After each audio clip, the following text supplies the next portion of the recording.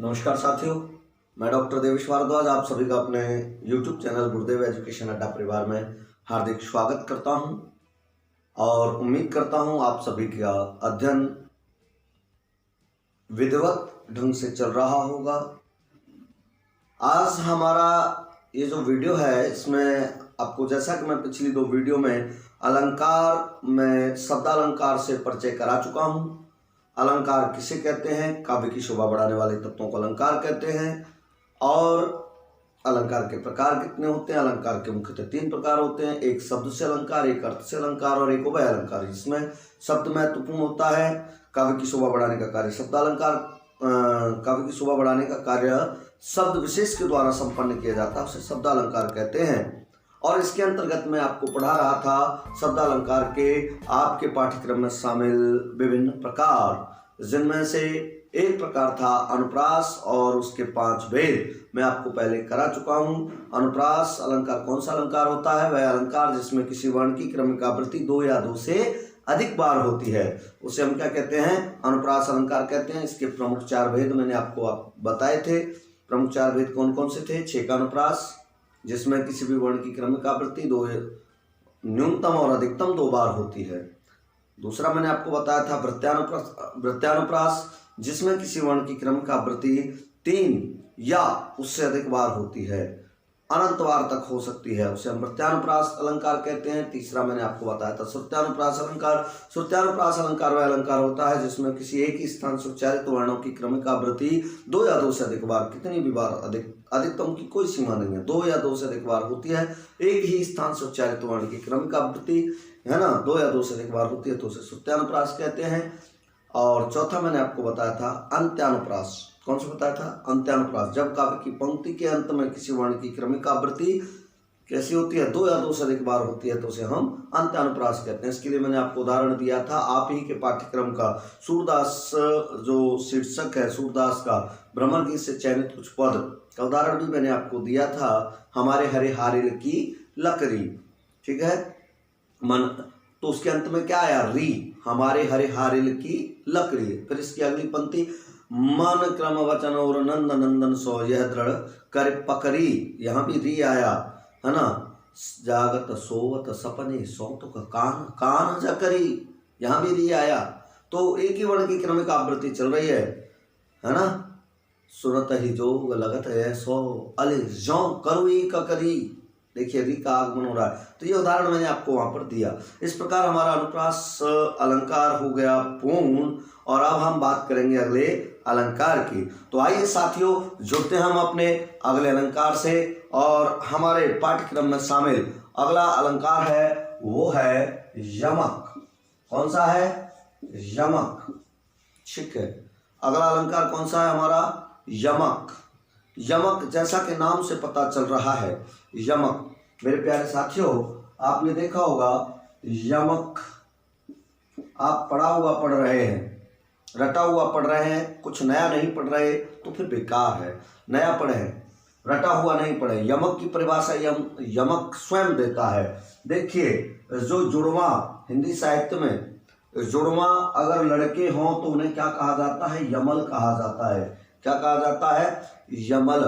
जुड़वा लड़के क्या कहलाते हैं? यमल।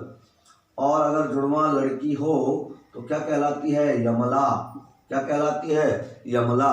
तो मेरे प्यारे बच्चों, बस आप यहीं से समझ लो, यम माने है जुड़वा, यम माने क्या है? जुड़वा। हाँ, यमक में, यमल में, यमला में एक ही शब्द कॉमन है, जुड़वा, ठीक है। तो ल से लल्लू, जहाँ जुड़वा लल्लू होते हैं यानी लड़के, वो क्या कहलाते हैं? यमल। ला से लाली, जो जुड़वा लड़की होती हैं लाली, वो क्या कहलाती हैं? यमला। और क से कविता, और जुड़वा में, कविता में जो जुड़वा होते हैं क्या होते हैं? शब्द। क्या होते हैं? शब्द। तो कविता में जो जुड़वा शब्द होते हैं, जुड़वा कैसे होते हैं? देखने में शक्ल सूरत तो एक जैसी होती है, लेकिन उनका कैरेक्टर अलग होता है, उनका व्यवहार अलग होता है, उनकी नेचर अलग होता है, ठीक है। तो वे जुड़वा में क्या होंगे? शब्द। बिल्कुल कैसे होंगे? जुड़वा होंगे। जैसे मैंने रख दिया कनक और दूसरा शब्द मैंने रख दिया कनक, तो जुड़ देखने में ये कैसे लग रहे हैं, बिल्कुल जुड़वा लग रहे हैं, शक्ल सूरत से एक जैसे लग रहे हैं। इनकी बनावट में, शक्ल सूरत में क्या है, कोई अंतर है? कोई अंतर नहीं है। देखने में तो दोनों कैसे लग रहे हैं, समान लग रहे हैं, लेकिन इनके व्यवहार में, अर्थात व्यवहार का मतलब यहाँ पर क्या है, व्यवहार का मतलब है अर्थ। इनके व्यवहार में अर्थात इनके अर्थ में बहुत अंतर है। एक कनक का अर्थ क्या हो सकता है, यहाँ पर सोना होगा, और एक कनक का अर्थ क्या हो सकता है, यहाँ पे धतूरा होगा। जैसे कनक कनक ते 100 गुनी मादकता अधिकाय, जा खाए बोराए जग बापाए बोराय, है ना। एक कनक में दूसरे कनक से 100 गुना मादकता अधिक होती है, यानी सोने में धतूरे से 100 गुना ज्यादा नशा है। एक को तो खाने के बाद, या खाए बोराए जग, धतूरे को तो खाने के बाद लोग पागल होते हैं, बापाए बोराए उसको तो पाते ही पागल हो जाते हैं। तो इस प्रकार हमने देखा कि इसमें क्या है, समान जुड़वा शब्द की आवृत्ति है, जुड़वा शब्द है कविता में, ठीक है।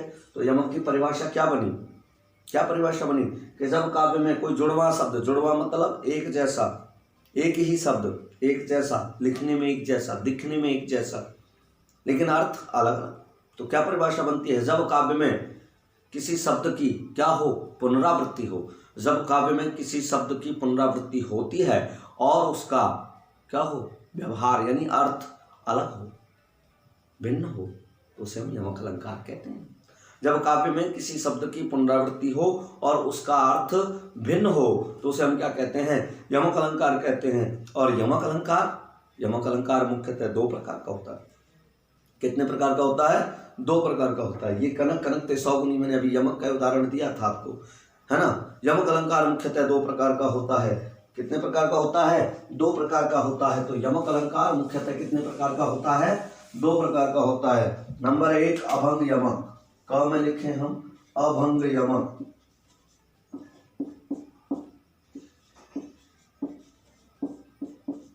ठीक है।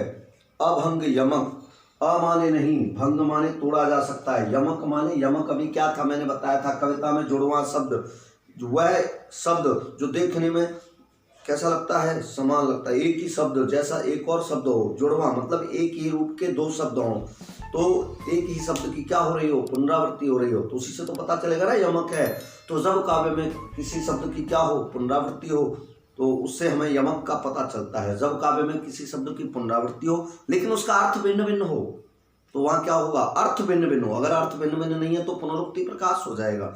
अर्थ भिन्न भिन्न हो, अलग अलग हो, तो वह क्या कहलाएगा, यमक अलंकार कहलाएगा। तो अभंग यमक यानी वह शब्द जो जुड़वा है, वह शब्द जिसकी पुनरावृत्ति हुई है, अगर उसे अ माने नहीं, भंग माने तोड़ा, उसे तोड़ा नहीं जा सकता, तो वह क्या कहलाएगा, वो अभंग यमक कहलाएगा। क्या कहलाएगा, वो अभंग यमक कहलाएगा। वह शब्द जो काव्य में यमक को निर्दिष्ट कराता है, वह शब्द जो काव्य में जिसकी क्या हुई है, पुनरावृत्ति हुई है और अर्थ भी भिन्न भिन्न है, ठीक है, तो वही यमक को निर्दिष्ट करता है। तो काव्य में प्रयुक्त वह शब्द जो यमक को निर्दिष्ट करता है और उसको सार्थक खंडों में तोड़ा नहीं जा सकता, तो वह क्या कहलाएगा, अभंग यमक कहलाएगा, अभंग यमक कहलाएगा। जैसे उदाहरण के लिए देखें कि गुणी गुणी कबते कहत, गुणी गुणी कबते कहत,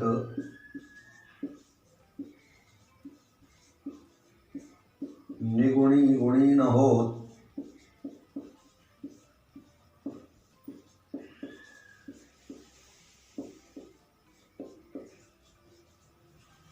गुणी गुणी कबते कहत, निगुणी गुणी न होत, अरक कहूँ तरु अरक ते,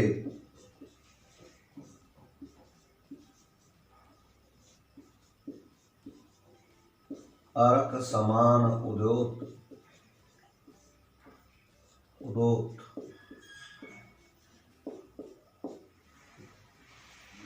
ये कह रहा है गुणी गुणी कबते कहत, निगुणी गुणी न होत, अरक कहूँ तरु अरक ते, अरक समान उदोत।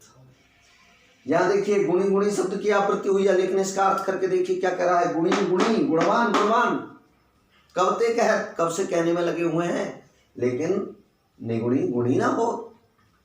गुणवान गुणवान कब से कहने में लगे हुए हैं, लेकिन निगुणी यानी गुण रहित व्यक्ति, अयोग्य व्यक्ति कभी भी गुणवान नहीं हो सकता, कभी भी योग्य नहीं हो सकता। गुणवान गुणवान कब से कहने में लगे हुए हैं, लेकिन जो अयोग्य व्यक्ति है, जो निर्गुणी व्यक्ति है, जो गुण रहित व्यक्ति है, उसको गुणवान गुणवान कहने से वह गुणवान नहीं हो सकता। ठीक उसी प्रकार अर्क कहूं तरवरकते, अर्क माने सूर्य, सूर्य का पर्यायवाची है अर्क।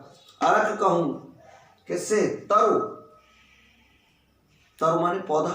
इसका मतलब अंतर है इस अर्क में और इस अर्क में। ये अर्क है और ये पौधा है अर्क का, और ये अर्क माने सूर्य। हम सूर्य को भी अर्क कहते हैं, और तर माने पौधे, अर्क माने आक, आक के पौधे को भी क्या कहते हैं? अर्क शब्द दे दिया हमने। सूर्य को भी अर्क कहते हैं, और अकौवे को, पौधे को भी क्या कहते हैं हम? आक के पौधे को भी हम अर्क कहते हैं। तो क्या अर्क समान उद्योग? तो क्या वह सूर्य के समान प्रकाश दे सकता है? अर्क तो आक के पौधे को भी कहा जाता है, अर्क तो सूर्य को भी कहा जाता है। अर्क नाम तो आक के पौधे का भी है और अर्क तो सूर्य का भी है।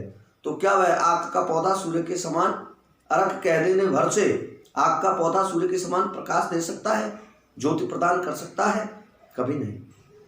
तो यहाँ पर एक अर्क शब्द का अर्थ क्या है? सूर्य। क्या है? एक अर्क शब्द का है सूर्य और एक अर्क का है आक। ठीक है, आक का तरु माने पौधा, आक का पौधा। तो इसका मतलब ये जुड़वा है और इसका अर्थ भी भिन्न है, तो इसी से यमक निर्दिष्ट हो रहा है। अगर इस अर्क शब्द को हम सार्थक खंडों में तोड़ सकते हैं तो हो जाएगा सभंग, और नहीं तोड़ सकते तो क्या होगा? अभंग यमक होगा। तो अर्क शब्द को अगर हम तोड़कर देखें तो अर प्लस क कोई मतलब नहीं है, इसका कोई अर्थ नहीं है। अगर हम इसको ऐसे तोड़ें अ प्लस रक तो भी यह नहीं टूट सकता। तो इस प्रकार सार्थक खंडों में नहीं विभाजित हुआ। अर्क शब्द को हम सार्थक खंडों में नहीं तोड़ सकते। ये यमक को निर्दिष्ट कर रहा है। यमक यही है क्योंकि इसी का जुड़वा प्रयोग हुआ है, इसी शब्द की पुनरावृत्ति हुई है और इसी के अर्थ में क्या है? भिन्नता है। और इस शब्द को हम सार्थक खंडों में नहीं तोड़ सकते, इसलिए क्या है? अभंग यमक है। कैसा है? अभंग यमक है। और इसका दूसरा प्रकार है मेरे साथियों, यमक का दूसरा प्रकार कौन सा है? चलिए अब हम उस पर चर्चा करते हैं। यमक अलंकार का दूसरा प्रकार है सभंग यमक। कौन सा प्रकार है? ख पे डालें। दूसरा है सभंग यमक।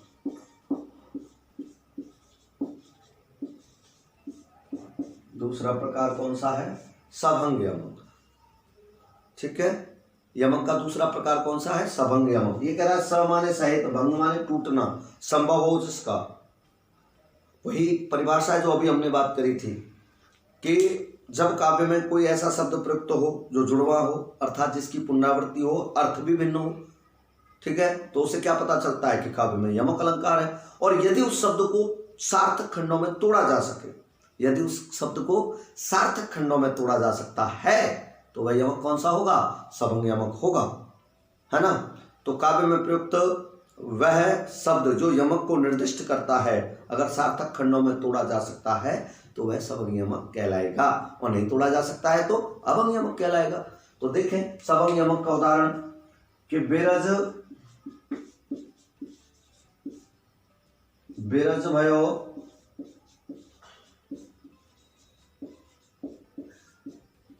पावसी फुहारते।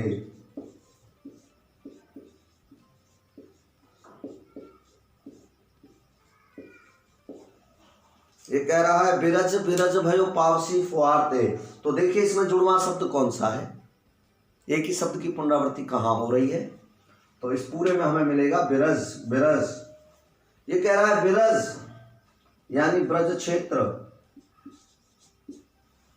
कैसा हो गया? बिरज, वी प्लस रज, रज माने धूल मिट्टी के, वि माने नहीं, बिना धूल मिट्टी का, यानी स्वच्छ। क्या हो गया? स्वच्छ। भयो माने हो गया, पावसी माने वर्षा की, फुहारते बूंदों से। तो ब्रज क्षेत्र कैसा हो गया? वर्षा की बूंदों से, वर्षा की फुहारों से ब्रज क्षेत्र धूल से रहित, अर्थात निर्मल और स्वच्छ। निर्मल या क्या कहें, स्वच्छ, पावन, मनोहर हो गया है। तो वर्षा की बूंदों से ब्रज क्षेत्र धूल से रहित हो गया है, पूर्णतः स्वच्छ हो गया है। समझ में आ गया? तो अब यहाँ पर इस विरज शब्द से दूसरा जो अर्थ निकला ना वो टूटकर ही निकला, वी प्लस रज, बी प्लस रज, बी का अर्थ है वी, है ना। इस बी का अर्थ क्या है यहाँ पर, वी, जो मैंने अभी लिखा था। तो इसको हमने तोड़ दिया, सार्थक खंडों में तोड़ दिया, तभी इसका अर्थ निकल के आता है। इसलिए क्या है, सभंग यमक है। ऐसा ही मेरे प्यारे बच्चों आपके पाठ्यक्रम में एक चैप्टर है बिहारी, बिहारी का पहला दोहा है, शायद पहला नहीं है, दूसरा दोहा है। दूसरा दोहा है कि उर्वशी मेरे हृदय की, उर्वशी तुझ पर न छावा, है ना। तो पर वारों उर्वशी हे राधिके सुजान, और तू मोहन के उर्वशी वह उर्वशी समान। तो पर वारों उर्वशी हे राधिके सुजान, हे सुंदर और ज्ञानवान राधा रानी, मैं आप पर स्वर्ग के अप्सरा उर्वशी को भी क्या कर सकता हूँ, कुर्बान कर सकता हूँ। तू मोहन के उर्वशी, यहाँ भी उर्वशी शब्द का मतलब और माने हृदय में वशी। एक तो वशी मतलब बसना होता है, लेकिन वशी मतलब वश को करने वाली। तुमने हृदय को, श्री कृष्ण के हृदय को अपने वश में कर रखा है, तुम श्री कृष्ण के हृदय में निवास करती हो और उसके हृदय को अपने वशीभूत कर रखा है, वह उर्वशी समान। और तुम क्या हो गई हो, उर्वशी के समान हो गई हो। तो वहां भी उर्वशी शब्द का क्या है, दो अर्थ हैं, एक उर्वशी अप्सरा और एक उर्वशी मतलब उनको वश में करने वाली या उनमें वश में बसने वाली, रहने वाली, ठीक है। तो उर्वशी शब्द को हमने सार्थक खंडों में तोड़ लिया, उर प्लस वशी, ठीक है। तो यहाँ पे क्या हो गया, सभंग यमक हो गया। क्लियर। आगे बात करते हैं हम अगले अलंकार की। आपके पाठ्यक्रम में मेरे प्यारे बच्चों अगला अलंकार है श्लेष। कौन सा अलंकार है, श्लेष। ये हो गया यमक और अगला अलंकार है हमारा श्लेष। श्लेष का अर्थ होता है प्यारे बच्चों चिपका हुआ। श्लेष का अर्थ क्या होता है, चिपका हुआ, ठीक है। श्लेष का अर्थ क्या होता है, चिपका हुआ। तो जब काव्य में किसी एक शब्द के, एक शब्द में एक से अधिक अर्थ चिपके हों, जब काव्य में किसी एक शब्द में एक से अधिक अर्थ चिपके हों, तो उसे हम क्या कहते हैं, श्लेष अलंकार कहते हैं। एक शब्द के भिन्न भिन्न प्रयोजनों में भिन्न भिन्न अर्थ ग्रहण किए जाते हैं, भिन्न भिन्न संदर्भों में भिन्न भिन्न अर्थ ग्रहण किए जाते हो, तो उसे हम क्या कहते हैं, श्लेष अलंकार कहते हैं। इसकी परिभाषा क्या बनती है, एक ही शब्द में क्या है, एक से अधिक अर्थ चिपके हुए हैं, यानी अलग अलग संदर्भ में उसका अलग अलग अर्थ ग्रहण किया जाएगा, तो वो क्या कहलाएगा, श्लेष अलंकार कहलाएगा। जब काव्य में किसी एक शब्द का भिन्न भिन्न संदर्भों में भिन्न भिन्न अर्थ ग्रहण किया जाता है, तो उसे हम क्या कहते हैं, श्लेष अलंकार कहते हैं। जैसे उदाहरण के लिए हमने ले लें, रहीमन पानी राखिए बिन पानी सब सून, और पानी गए न उबरे, यहाँ एक पानी शब्द है, पानी गए न उबरे, किसके लिए, मोती, मानुष और चून, ठीक है। मोती, मानुष और चून। पानी शब्द का जो अर्थ लिया जाएगा, मोती के संदर्भ में क्या लिया जाएगा, चमक लिया जाएगा। क्या लिया जाएगा, चमक लिया जाएगा। कहते हैं ना हम, सोन चांदी की अंगूठी पे सोने का पानी फिरवा लिया है, तो पानी का मतलब क्या होता है, चमक। तो यहाँ मोती के संदर्भ में, पानी गए न उबरे मोती, अब मोती पे से चमक ही चली गई तो मोती की क्या वैल्यू रहेगी, क्या उसका कोई पैसा देगा, क्या मूल्य रह जाएगा उसका, क्या महत्व रह जाएगा। तो बिना पानी के, बिना चमक के मोती का कोई मूल्य नहीं होता। तो पानी गए न उबरे मोती मानस चून, बिना पानी के तो फिर मोती का भी अपना कोई महत्व नहीं है, कोई मूल्य नहीं है, ठीक है। पानी मतलब चमक के बिना मोती का कोई मूल्य। पानी, मानुष, मानुष माने मनुष्य के लिए, मनुष्य के लिए पानी का मतलब है इज्जत। उन आंखों का हंसना ही क्या जिन आंखों में पानी ना हो। पानी का मतलब रोना नहीं, पानी का मतलब है इज्जत। तुम्हारी आंखों में थोड़ा बहुत पानी बचा हो तो मर जाओ कहीं कुएं में जाके डूब, ऐसे बोलते ना अपन किसी को, तुम्हारी आंखों में थोड़ा बहुत भी पानी बचा हो। पानी का मतलब क्या होता है, शर्म, इज्जत। तो मनुष्य के लिए पानी का अर्थ क्या हो गया, इज्जत। यहाँ पे दूसरा अर्थ आ गया, एक पानी का अर्थ चमक था, एक पानी का अर्थ इज्जत हो गया। चून माने आटा, आटे के लिए पानी का अर्थ क्या है, जल, क्या है, जल। तो एक पानी अलग अलग संदर्भों में क्या दे रहा है, अलग अलग अर्थ दे रहा है। एक पानी में कितने अर्थ चिपके हैं, 3, चमक, इज्जत, जल। पानी शब्द एक है, अर्थ चिपके हैं 3, यानी पानी जो शब्द है वो अलग अलग संदर्भों में, अलग अलग संदर्भों में अलग अलग अर्थ दे रहा है। मोती के संदर्भ में चमक, मानुष के संदर्भ में इज्जत, और पानी के, चून के संदर्भ में जल का अर्थ दे रहा है। इसलिए यहाँ पर क्या है, श्लेष अलंकार है। तो मेरे प्यारे बच्चों, श्लेष अलंकार भी मुख्यतः 2 प्रकार का होता है, अभंग श्लेष और सभंग श्लेष, है ना। श्लेष अलंकार मुख्यतः कितने प्रकार का होता है, 2 प्रकार का होता है, अभंग श्लेष और सभंग श्लेष। जो हमने यमक में पढ़ा वो यहाँ है। कि काव्य में श्लेष को निर्दिष्ट करने वाला शब्द यदि सार्थक खंडों में तोड़ा जा सकता है तो सभंग श्लेष, और नहीं तोड़ा जा सकता तो अभंग श्लेष। अगर हम उसे तोड़ सकते हैं तो सभंग और नहीं तोड़ सकते तो अभंग। ठीक है, यहां पर हो जाएगा सभंग श्लेष और अभंग श्लेष।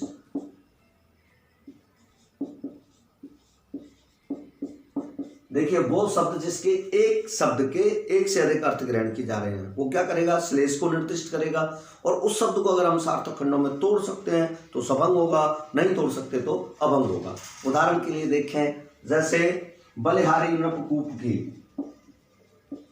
बलिहारी नृपकूप की गुण में मूंग न दे।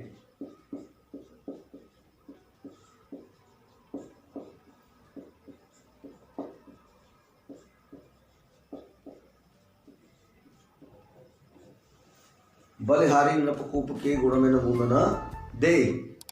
यहां देखिए क्या कह रहा है, बलिहारी नृपकूप की गुण में मूंग न दे। मैं बलिहारी जाता हूं, किस पर, नृप पर। नृप माने राजा पर, कूप माने कुएं पर।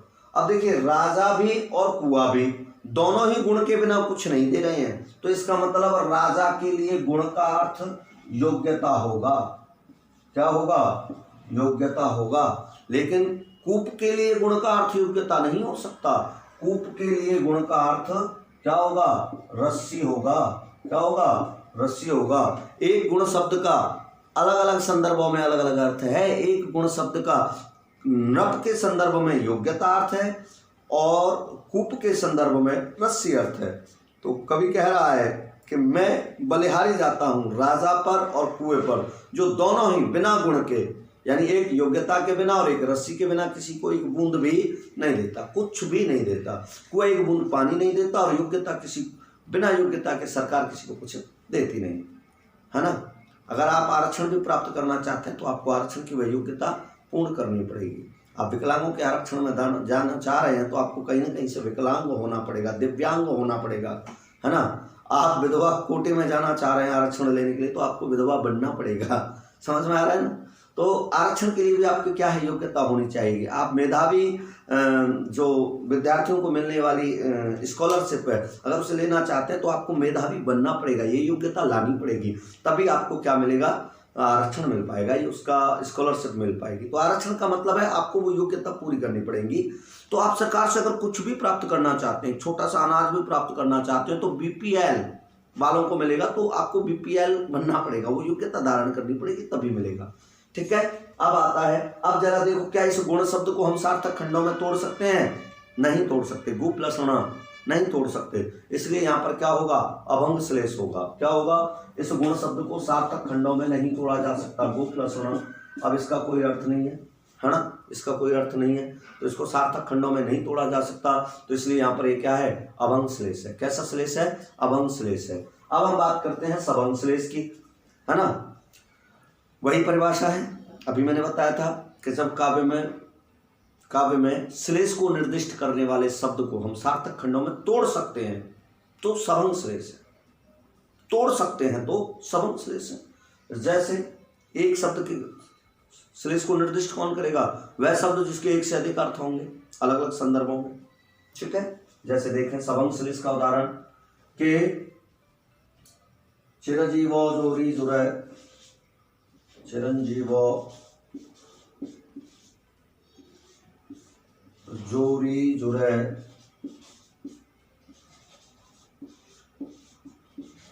क्यों न स्नेह गंभीर,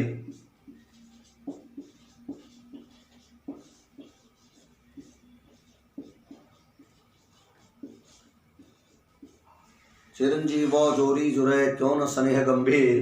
को घट, कौन कम है, को घट कौन कम है, ये वृष भानुजा, ये वृष भानुजा, वे हलधर के वीर, वे हलधर के वीर। ठीक है, वो कह रहे हैं कि चिरजीवो जोरी जुरे क्यों न स्नेह गंभीर और को घटिए वृषभानुजा वे हलधर के वीर। चिरंजीवो जो लंबे समय से जीवित है, जोड़ी जुरे क्यों न स्नेह गंभीर उनके मध्य गहरा प्रेम, स्नेह माने स्नेह, स्नेह माने प्रेम, गहरा प्रेम क्यों नहीं जुड़ेगा। वो जोड़ी जो सनातन काल से चली आ रही है उसके मध्य गहरा प्रेम क्यों ना स्थापित होगा, क्यों ना जुड़ेगा। कोघट इनमें से कम कौन है, कोघट कौन कम है, ये वृषभानुजा, ये तो वृषभानुजा हैं और वे हलधर के वीर, वो हलधर के वीर हैं, भाई हैं। अब इसी शब्द में देखिए वृषभानुजा शब्द का जो एक से अधिक अर्थ है ना वो निकलेगा ही तब जब हम इसको तोड़ लेंगे। क्या कर लेंगे, तोड़ लेंगे। तो मेरे प्यारे साथियों देखें इसको, हमने तोड़ा वृष प्लस भानु, वृष प्लस भानु प्लस जा, ठीक है। वृष माने बैल, भानु माने कुल और जा माने जन्म लेने वाली। बैल के वंश में, बैल के कुल में जन्म लेने वाली कौन हो गई, गाय। तो इसका एक अर्थ निकल के आ गया गाय। इस शब्द को हमने तोड़ा, तोड़ा कि नहीं, सार्थक खंडों में तोड़ दिया, अर्थ निकल के आया गाय। दूसरा कह रहा है वृषभ, क्या कह रहा है, वृषभ प्लस अनुजा, क्या कह रहा है, वृषभ प्लस अनुजा। वृषभ माने बैल की, अनुजा माने छोटी बहन बराबर गाय, क्या हो गया, गाय। तीसरा अर्थ क्या आ रहा है इसका, देखिए तीसरे दो प्रकार से तोड़ दिया, अर्थ हो गया कॉमन एक ही गाय, ये तो एक ही अर्थ हो गया कॉमन, लेकिन तोड़ा दो तरीके से हमने। तीसरे प्रकार से तोड़ते हैं तो ये कहता है वृष भानु, वृष भानु प्लस जा, वृष भानु की पुत्री अर्थात राधा। तो इसका दूसरा अर्थ निकल के आ गया, एकाधिक अर्थ हो गया राधा, लेकिन दो अर्थ पाने के लिए हमने इसको तीन तरह से तोड़ दिया। इसको सार्थक खंडों में तोड़ा जा सकता है, इसलिए क्या है, सवंग श्लेष है। वृष भानु प्लस जा, वृष प्लस अनुजा, इन दोनों का अर्थ तो है गाय, और वृष भानु प्लस जा, वृष भानु की पुत्री यानी राधा, ठीक है। तो इसके दो अर्थ निकल के आए, एक गाय एक राधा। ये तो राधा है, ये तो गाय है, ये तो राधा है, और वो हलधर, हलधर शब्द को अगर हम तोड़े तो हल प्लस धर, हल प्लस धर, तो एक ही प्रकार से टूटेगा लेकिन इसके अर्थ होंगे दो। हल प्लस धर, हल को धारण करने वाला यानी बैल, ये कौन है, बैल, और हल को धारण करने वाले यानी बलदाऊ, है ना, दाऊ जी महाराज। तो ये तो राधा है, ये तो गाय है, और वो बलदाऊ के वीर माने भाई, श्रेष्ठ भाई कौन, कृष्ण है, वो बैल के श्रेष्ठ भाई कौन है, सांड है। अलग अलग अर्थ निकल के आ रहे हैं ना। तो बलदाऊ और बैल, इस हलधर के दो अर्थ निकले हैं, बलदाऊ और बैल, इसे भी तोड़ा जा सका है। और वृषभानुजा के भी कितने अर्थ हैं, दो अर्थ हैं, राधा और गाय, एकाधिक अर्थ हैं, और इन्हें तोड़ा भी जा सकता है, इसलिए ये क्या है, यहाँ पर सवंग श्लेष है। ठीक है मेरे प्यारे बच्चों, यहाँ पर हुआ आपका शब्दालंकार समाप्त। और अब हम आपसे अगली वीडियो में मिलेंगे अर्थालंकार के अंतर्गत उपमा को लेकर। तब तक के लिए मैं डॉक्टर देवेश भारद्वाज आप सभी से लेता हूं विदा, और आप सभी के द्वारा दिए जा रहे प्रेम, स्नेह और सम्मान के लिए मैं आप सभी का कोटि कोटि आभार व्यक्त करता हूं। और जिन बच्चों को दिक्कत है, जो बार बार वो मुझे कमेंट कर रहे हैं, पर्सनल फ़ोन कर रहे हैं, उनको मैंने लिंक में अपना नंबर भी दे दिया है, एक बार पुनः देता हूँ। अगर आपको कहीं भी किसी भी प्रकार की कोई समस्या है अपने पाठ्यक्रम से संबंधित या किसी भी विषय या प्रकरण से संबंधित, तो आप मुझे मेरे कॉन्टैक्ट नंबर 9636053771 पर संपर्क कर सकते हैं। और अधिक से अधिक लाभ पाने के लिए, आप अपनी पढ़ाई को विधिवत जारी रखने के लिए क्या करें, इस चैनल को, मेरे YouTube चैनल को अधिक से अधिक लाइक करें, लाइक करें ना करें लेकिन अधिक से अधिक सब्सक्राइब करें। जितना अधिक आप सब्सक्राइब करेंगे उतनी ही जल्दी मैं लाइव क्लास लेकर आपके सामने आ पाऊंगा। मैं पहले भी बोल चुका हूं, तो इसको अधिक से अधिक सब्सक्राइब करें, शेयर करें और अधिक से अधिक सब्सक्राइब करवाएं। आप सभी के लिए, आपके द्वारा दिए गए प्रेम और सम्मान के लिए मैं हृदय के अनंत गहराइयों से कोटि कोटि आभार व्यक्त करता हूं। आप सबसे लेता हूं मैं विदा। धन्यवाद। जय हिंद। वंदे मातरम।